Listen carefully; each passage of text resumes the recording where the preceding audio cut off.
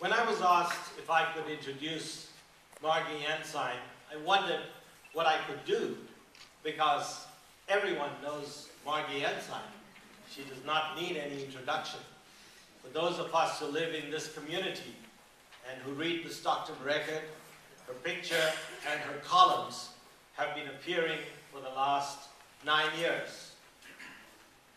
Margee's articles are always thought-provoking, forward-looking, and they dwell on peace. Her sole intention is to promote peace and goodwill in our community. Margee is the Dean of the School of International Studies at the University of the Pacific, which she joined in 1998 after an equally illustrious career as director at Tulane University's Institute for International Development in Washington, which she had served since 1993. However, her acute concern for the human condition and has taken Margee to Africa, Uganda, Rwanda, Ghana, where she is diligently engaged in projects to relieve the suffering of the masses. She has been instrumental in having guests, distinguished visitors such as Desmond Tutu from South Africa, Shiron Ebadi, who was one of the protesters in Iran, as well as President Kagame from Uganda to visit and lecture at UOP. Her focus has always been on peace and understanding, particularly after the genocide in Rwanda. Margee is responsible for the Latino Outreach Program at the University of the Pacific, where they reach out to the Latino community to try to reduce gang violence and to encourage Latinos and immigrants to further their education and remain in school. She has written several books and articles, all relating to development, and her words and actions are all about peace. We in the committee had no hesitation whatsoever when Margee's name was nominated in accepting her. Ladies and gentlemen, it is my distinct pleasure and privilege to present to you our 2009 Peacemaker of the Year, Margee Ensign.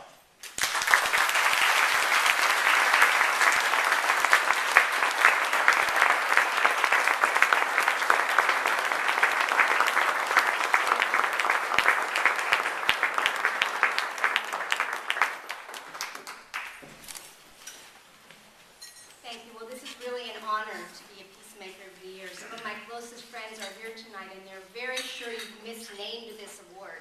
I couldn't possibly be receiving the Peacemaker of the Year. They said, stir the pot was more like it. So I'm really very honored. I thank Dwayne Izzetti and the board of the Mediation Center for this terrific honor. And I'm humbled to be in the company of Tino and Kim and John, people who are making such a huge difference in our community. As Mayor Johnson said, we are living in a time of intense globalization, where we're coming together with people from different cultural backgrounds and different religious backgrounds. And I believe our greatest challenge of this century is to learn how to deal with that difference. And not to just tolerate that difference, but to understand it and appreciate it. So one of the things I'm proudest of, and two of the people who are here tonight, have started a program at Pacific that is also in the community, and that is really to train all of us to understand and appreciate cultural difference. Professor Bruce LeBrac, Professor Susan Sample have pioneered something that's very important for this community. Because, you know, we think the golden rule is treat other people as we want to be treated. And I think we need to rethink that. Let's treat people the way they want to be treated. And it's a shift in mindset. And I think it's very important to help us understand and relate and appreciate the people that we live with. Haresh indicated that I worked in Rwanda for a long time, and I think I've learned a lot from that experience. That's a country where hatred and conflict turned into genocide, and we did the worst things possible to each other. But learned from Rwanda is not the worst. What I've learned is that the human spirit is incredibly resilient. And when you have committed leaders like we see in Rwanda with President Kagame, who are committed to conflict resolution, who are committed to education, and who are committed to building a society where people can participate equally, then we do have peace. And I've always felt that Stockton can be the model for the U.S. Look at the diversity in this room. Look at the diversity in this community. We have the opportunity here to set some models that the rest of the country can learn from. So I'm really deeply honored to receive this, and I thank you for coming. I thank you for being at the university. It's a new time here. We have a new president who's deeply committed to reaching out to the community. We have a new leader of our community projects, Ted Leland. You couldn't have a better person leading us into the community. So let's come together and let's treat each other as they, as individuals, want to be treated.